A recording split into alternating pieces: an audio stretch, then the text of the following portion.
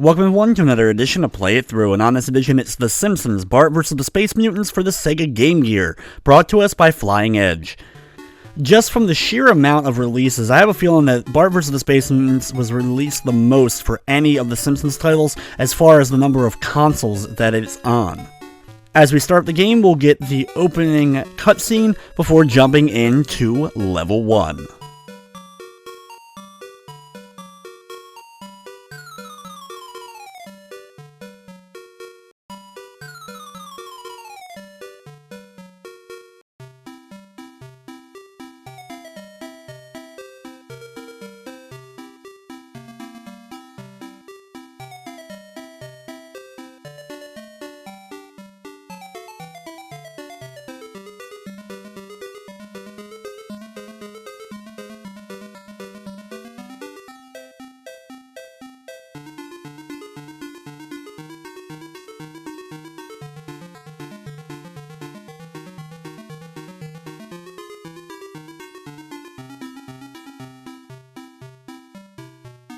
Your goals in the game are very similar to that of any other version of Bart vs. the Space Mutants, with our first level being that we have to depurplize all the purple objects. We'll start off by moving over to the right side, climbing up on the windowsill here, and grabbing the first can of spray paint.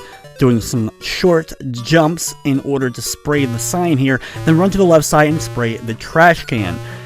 The controls are similar to the NES version because there's only 2 buttons on the Game Gear, and because of this it can be difficult to control Bart overall. All versions of Bart vs. the Space Mutants have some pretty awful controls, and this is just one of them. In order to change items, you actually have to press down multiple times on the D-pad, and then press down and the button 2 in order to actually use them. Here we'll use the coin in order to use the phone, and call up Mo for a prank call, and once he comes out you'll spray his apron in order to depurplize it.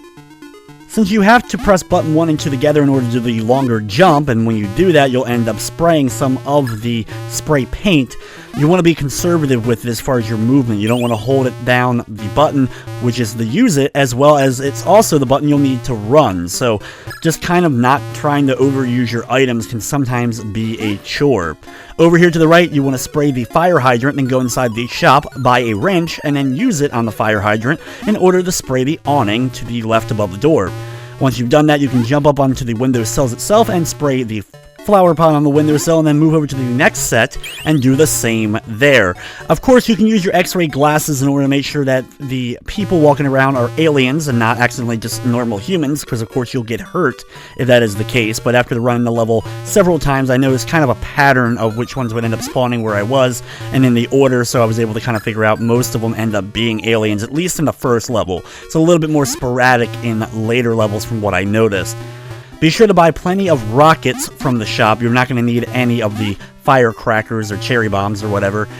Make sure that you jump up to the windowsill, knock over the paint can in order to hit the awning, and spray the other flower pot as well as the trash can before the pet shop, and then spray the flower pot above the pet shop. You do not have to do anything with the bird in the pet shop. Over here to the right, you want to hit the keep off grass sign, which will cause the security guy to come over, spray him, and then right after that, you're going to equip the rockets and use it to blast off the bird on the Jebediah Springfield statue. Once you've done so, you'll then use the skateboard. Do not get on the skateboard if you have more than 6 items remaining. At the bottom of the screen, you'll see how many hits you have left, how many of the letters of the Simpsons family member that you've collected so far in the level, as well as how many of the items, which is that middle number that you still need to collect. You'll also have the amount of lives you have and your time that you have left before you'll end up losing a life on the far right corner. Once you get past the skateboarding segment, spray the bird bath and then go past the Bowl-O-Rama sign. Make sure you're at the far end of it, then use a rocket in order to hit the bowling pins. You'll have to put the rocket down and then jump on the end of the rocket in order to use it, and that's key. It's a little bit troublesome to actually use it on the Springfield Retirement Castle windows that'll be coming up in just a little bit. There is a couple of times throughout the course of this level where bees or wasps or something end up coming out of the bushes. Be careful because they're kind of hard to see, but they can damage you just like any other normal enemy. Once you get to the Springfield Retirement Castle, use the rocket on the first window, then use it on the middle window, which can be a little bit more difficult to do because of the aliens. You can attack it from the opposite side if need be, but either way, hit all 3 of them, and you'll hit all the purple objects for the level, and can move over to the far right in order to fight the level's boss. For collecting each of the Simpsons family members' names throughout the course of levels, you will be granted the ability of having them help you in the boss fights. For example, with Maggie, she will throw bowling balls down at you that you can roll at the boss. Bart can also throw objects out at the boss, so just hit him a few times and he'll drop off screen, and you'll move on to the next level after racking up the amount of time that you have left.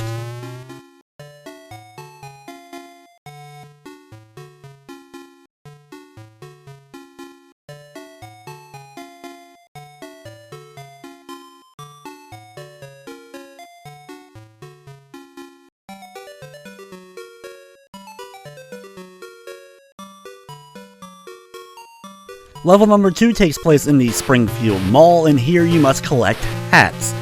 You can collect hats off the random citizens that are walking around the mall, as well as you'll have to jump on their heads in order to collect the letters of Marge if you want to, though honestly Marge is more of a hindrance during the boss fight of this level than she is an actual help.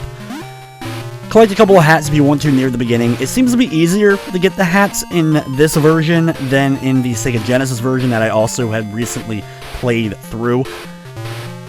You'll have to use some big jumps sometimes in order to actually reach some of the higher placed hats.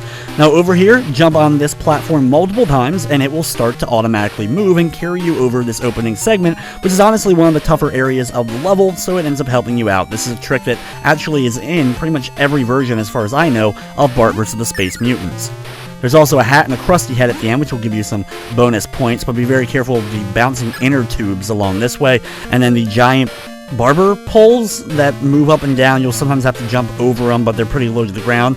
You'll actually end up passing the leftorium during the course of this, which is, of course, fun and a nice little reference. Knock off the hat off this guy before you'll have to jump on his head multiple times in order to take him out. You'll also get one of the coins for each of the sub-bosses that you beat during the course of this level, making it very easy to collect the Marge letters, even if you don't end up taking out any of the normal citizens. Some of the trash cans, when you jump on them multiple times or just once, will either give you a coin, or sometimes will also grant you a hat that will end up flying out of it. So if you want to, or you're low on hats, you haven't gotten enough of them yet, you can jump on some of the trash cans to sometimes get a bonus one. The random citizens of Springfield will consistently respawn from wherever they come from, so you can use that to grind out the hats at any point if you did want to do that, instead of grabbing the ones along the way, or if at any point you get to the end of the level and can't continue, you can use that to your advantage to grab them. This one up here can be rough to hit, as well as there's another one a little bit later on that I'll have to use a trash can to try to get, but because of how awkward the running jump ends up being in the game, it can be difficult to actually grab some of the hats. Like, for example, here, it's just a pain. So a lot of times if I can't end up grabbing it, I'll just end up skipping it and try to get hats off of some of the other stuff. Here's an example of one of the trash cans that can sometimes end up giving you an extra hat. After trying for a few moments, if I'm not able to end up getting it, I just kind of keep going my way. A little bit over to the right, you'll have to fight a guy inside of a giant boot. Here, you'll have to knock off his hat and you can jump on his head multiple times. Right above him, though, is another one of those hats floating above the store, which, once again, is difficult to actually grab with the jump because of the way it is. Either way, though, grab the hat off of him and a couple of hats before going up the escalator to the next floor. Once up here, be sure to watch out for the aliens and grab a couple more hats while they're moving all around. If a citizen ends up popping out of one of the stores with a hat on, I'll usually try to knock it off. But you have to be careful, because you can sometimes knock off the hat as well as do a jump on their head, and if they're not an alien, this will end up damaging you, so always keep that in mind.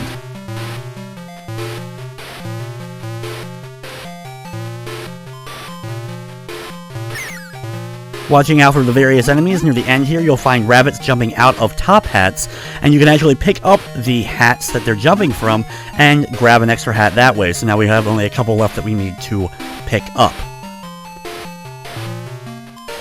Here there's a bunch of floating ties coming my way, and I can actually use these citizens here to grind out the last of the hats if I need to, but there are a few more hats that would still end up occurring. It can be difficult sometimes to actually get the guys with hats to end up spawning from the shops.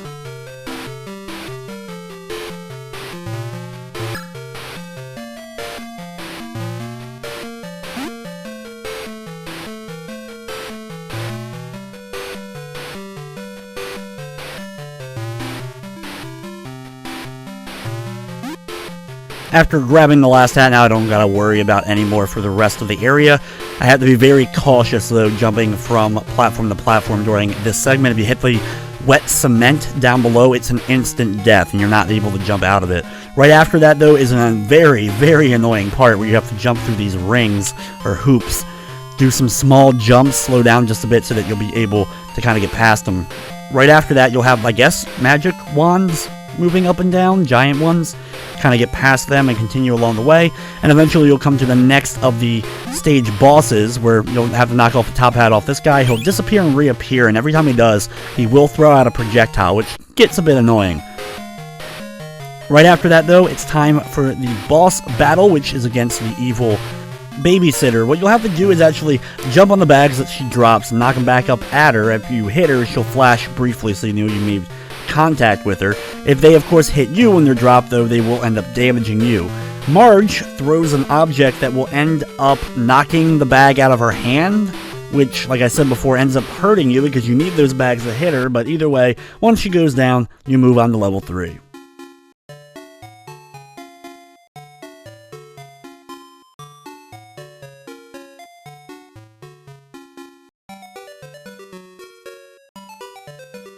Level number 3 is at the Krustyland amusement park, where you have to collect red balloons, or at least pop red balloons. There's a series of the mini games that you can play in order to get more red balloons. That way you can use coins in order to play them, but for the most part it's actually easier just kind of avoid that and work on popping and collecting balloons going past that. You can jump up and climb up the ladder in order to then jump on the strongman competition, or tester strength thing, whatever you want to call it, in which case you can get an item that way. But honestly, it's best and easier just to continue along your way and go right into the fun house. At the beginning of the fun house, you'll have to open all the doors. You have to make sure all the doors disappear, which is a little bit of a pain to do so. I'm not the best at this. I always screw it up at least a few times, but usually, eventually, I'm able to get it where I need it in order to finish it up. And if you're able to do so, then all the doors appear, and you're rewarded with 5 balloons for you to collect. Once you've done that, head over to the right. You'll have to use the pipes with the air to kind of boost your way up. If you land into the pipes itself, you will end up losing a life instantly. It's kind of like the cement from the mall level, which is a pain. Climb up here above the giant Krusty head, being very cautious of the dropping items, because if these end up hitting you, they can even hit you even when they're off screen. So I've lost a life because of them before while trying to make those jumps. Right outside the area, you can collect another slingshot, which you can use to pop balloons, including using that to hit ones that are above you in the air. Now, I ended up making a mistake here because I thought there was another balloon I could collect on the far right side, as there actually is in other versions of the game, but in the Game Gear version, unfortunately, there isn't this. So I ended up making my way over to the right and then quickly realized, oh, I can't actually go to the boss yet, or go any farther without accidentally getting all the balloons. Now, when I end up coming backwards, the game ends up darkening for some reason. I'm just going to chalk that up to a glitch overall for why that ended up happening. But either way here, I can then collect the rest of the balloons necessary in order then to go to the end.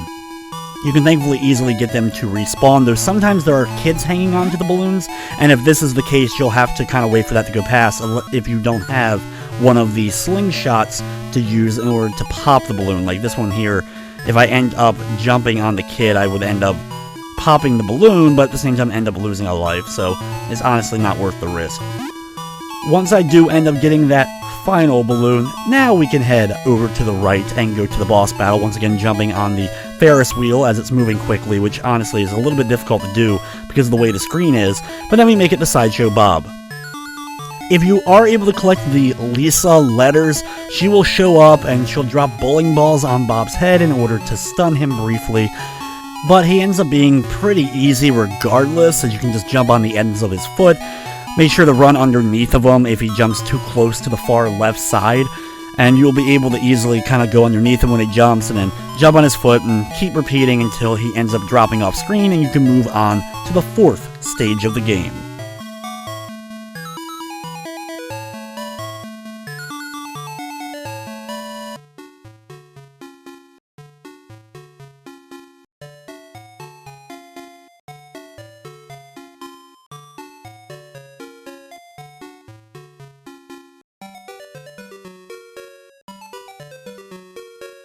The museum level is one of the longer, if not the longest, stage overall as far as all the stuff that you end up having to do, really.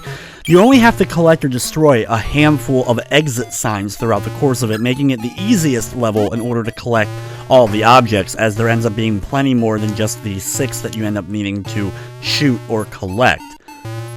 There's a bunch of laser traps or laser beams that you'll have to kind of maneuver around. They all move in different patterns, so memorize the pattern and then quickly run underneath or jump over it when you're given the opportunity.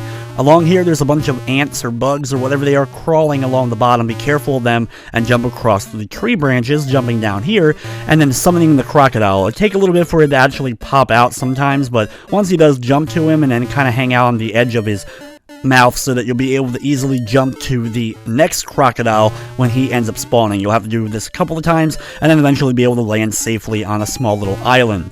Jump over another bug usually when landing here, jump up here, grab another one of the dart guns if you want to, and take out the monkey who's trying to throw stuff at you here before attempting to jump to all the other tree branches. Now, unfortunately, here I end up getting hit because the hit detection in this game is rather awful, but thankfully, even if you end up dying, you spawn right back to where you were, like pretty much right near it. Run past that, you'll have to battle the Venus flytrap boss by jumping on its head, I guess, multiple times. Either way, take out the part of its plant and use the stem in order to hit the exit sign on the left side. In order to hit the other exit sign, you have to do kind of a running jump here to this frame and then shoot it that way. That way you should only have now 2 left to collect in the level. There's more ammo if you do need it for the dart gun to the left, but I don't need it. I can jump off of this frame and hit the next sign, leaving only 1 more left for me to collect, but I still have pretty good distance in the stage. The next segment, you'll have to move on these platforms that will disappear and reappear, and they go in a strict order that you'll be able to easily follow and make your way over. If you fall down into the pit below, though, of course, it's going to be an instant death. Right after the first part, you'll have another open pit area with more disappearing and reappearing blocks that you'll need to use in order to maneuver your way over to the right side, along with avoiding giant hawk hands that are popping out. Right after that, there's cobras in these pots, which you cannot jump on their heads, they will end up hurting you, followed by a bunch of spears. Now, when you make it over here, this works a little bit differently than some other versions. You'll still have to get the ankhs from the statues in the background, and then jump on the center platform to slowly lower it. Every time you grab an ankh, you'll then be able to lower it a little bit. It's a little bit hard to jump on it at first, but every ankh that you grab will make it go down just a slightly bit more. This is a pretty pain part overall. There's not much that's going to try to kill you, though you can still get hit by things here. But overall, it's a just a kind of a time waster in order to try to get past this.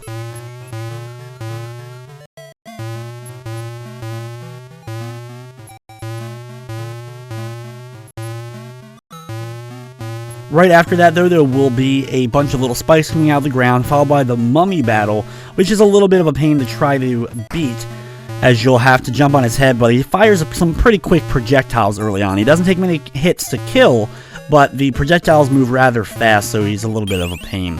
Either way, once he's done, keep going over to the right. I'm not going to grab that exit sign that I just passed, as there's one that's coming up in just a bit, which will be easier to hit, and I only need to hit 1 more. Once I've hit that now, I can just kind of focus on getting to the end. The next part, which is the dinosaur-themed part, you'll have to jump to a platform in the middle that kind of floats down the river here. The kind of hit detection on the planes of existence is a little bit weird here as you're jumping from dinosaur bone to dinosaur bone while making your way through.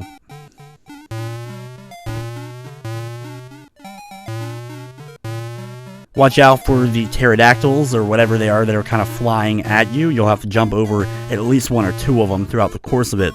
Right after that, though, you'll have to battle this dinosaur. You can cheese it in the Genesis version, but in this version, you'll have to get up close and time your jumps so that you're able to jump every time he's about to spit.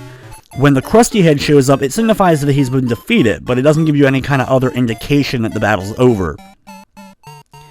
Once you get past that, continue along some more of the laser traps before we finally get to the boss fight here. There's a doctor that you'll have to, or a scientist that you'll have to jump on his head multiple times. It's a rather easy boss, in fact even easier than I think the mummy was earlier on. Homer's there to try to help you, throwing stuff on the ground that'll stop him a little bit, but still pretty simple, and now we get to move on to the final stage of the game.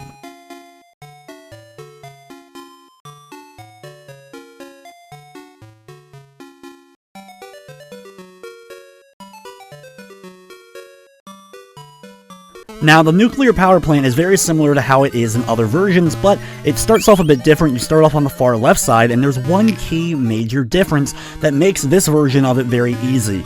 You can actually collect more than 4 of the nuclear rods at a given time. You'll still have to drop them all off in the basement or give them to Marge, but you can have as many in your inventory. In other versions of the game, you can only hold 4 of the nuclear rods at a given time. Throughout the course of the level, there will also be Maggie, who does change positions depending upon which, when you're playing it. So every time you play, you'll have to make sure that you locate Maggie. If I don't end up finding her, though, throughout the course of my normal path, I have a good idea of where she may end up being. The boxes of donuts that you can find on random floors will summon Homer, who will then take out all of the aliens currently on the screen. The combinations for the levels are always the same, so you can kind of jot them down and memorize them so that you don't have to worry really about finding Lisa, who, once again, still kind of comes in and out of existence from the various nuclear, waste drums throughout the course of the power plant, which is still just so strange overall. Once grabbing the last one on the first floor here, we're going to go into the elevator and take it up to the second floor. Just like in other versions of Bart vs. the Space Mutants, it's rather difficult to actually get in and out of the doorways or summon the elevator when you actually want to and get to where you need to go. After playing the game many times like I have, I still make mistakes as far as the overall control scheme goes in trying to do that. Over here to the left, you will find Lisa again, but more importantly, the nuclear rod on the left side, where you'll also find a dead end.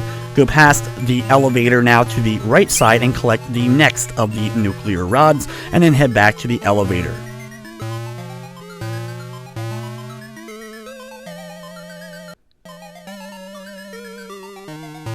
Head back on down to the second floor, go to the right, you'll pass Lisa here, but keep on working your way over to the right. Go past the other elevator here and keep going until eventually you'll run into Marge, she'll take your nuclear rods, but like I said, you don't have to give them to her or anything. Enter the floor code here and then continue over now to the right side. And plenty of aliens for you to get used to kind of jumping over, but eventually you'll come to the door on the right side. Head inside the door and then head on down to the first level. Once down here, immediately go to the right and jump off of the drum in order to grab the radioactive piece there. Then head over to the left and you'll come to another elevator. Go inside and head up to the third floor. Once here, head to the left side, watching out for more of the aliens here. Lisa's there waiting for you, but more importantly, another one of the nuclear rods is located above her. Once you grab it though, continue over to the right side and grab the next one. With those 2 rods in your possession, go back to the elevator, and now you can head on up to the 5th floor. There's a Krusty head above the elevator if you want to grab that for extra points or whatever, and then head to the left. Now, here it can be difficult to try to get in here and grab the rod. You have to really time it, but if you can't, which I would end up getting hit here, I'm just going to summon Homer, who can actually walk through walls. Kind of explains more about the whole nuclear plant family thing going on here. Like, there's some weird things going on. But either way, Homer wipes out those aliens. On the right side, though, is another one of the nuclear rods, and now I can head back over to the left and use the elevator here.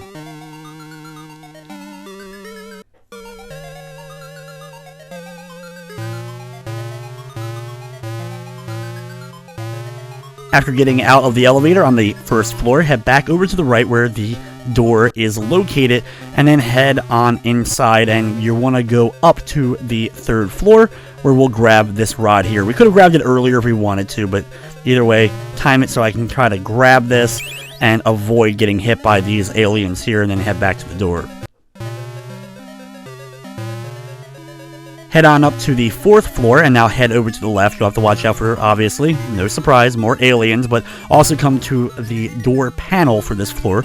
Enter the door number for 41, and then continue over to the left where you'll find another nuclear rod, and go right back through the door that you just did. You'll have to re-enter the code, unfortunately, but either way, head on over to the right.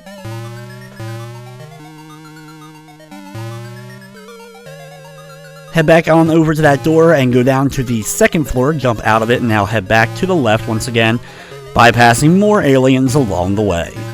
Thankfully, these ones are the pretty easy ones to get past. Once you make it to the door panel, once again, you'll have to enter in the code, which is 32 for this floor, and then head over to the left some more. Eventually, you'll come to the elevator. You want to go ahead and try to activate it, though sometimes, like I said before, it can be finicky trying to activate it. I'm going to swing on down to the basement, and this will drop off all the nuclear rods that I currently have, leaving me with only 3 more left to grab.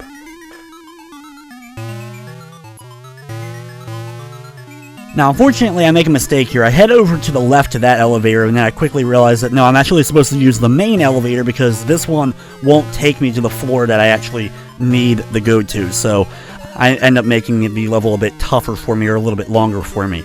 But either way, you want to use the elevator and head on up to the 5th floor. Once up here, head to the left, watching out, once again, more aliens. Yep, you probably could have guessed that by now. You will come to the floor panel, and this time we'll enter in the code, which is 21 for this floor. Once past the door, we will find our next rod located on the far left side of this area. That leaves now only 2 more rods for us to get. It can be difficult to actually do the running jump that you need to in order to get up here. It's one of the more annoying jumps that you'll actually have to do in this level. With that in our possession, we now have only 2 more rods left to get. Now, unfortunately, because of the way I always end up doing the order, I don't know if you can actually get Maggie's nuclear rod before you end up getting all the rest of them. In other versions, you have to collect all the other rods and put them where they need to go before you can activate the one from Maggie. But either way, here, what we're doing is still going to do that same kind of principle since we're using this elevator. We have the 2 that we are missing besides Maggie's, so we're going to go back to the basement and drop it off.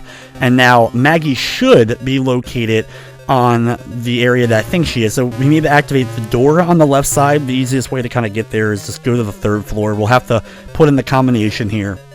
But if all calculations are correct, Maggie should actually be located on the 4th floor, and we can access and get to her via this door on the left side here. So we'll have to do immediately backtracking, because unlike other versions where if you have to find Maggie last, in this version you still have to find Maggie and get the rod from her, but it does not instantly end the game like it does in other versions. So we still have to travel back over to the elevator here, head on down to the basement, drop off the last nuclear rod, and then we get to sit back and enjoy the brief ending to The Simpsons Bart versus the Space Mutants.